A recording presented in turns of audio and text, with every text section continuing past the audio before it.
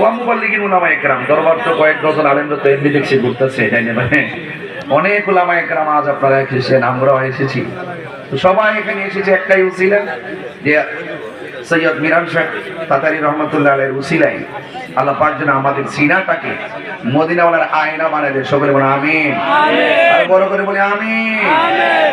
তেরি নসলে পাক মে হে বাচ্চা বাচ্চা নূর কা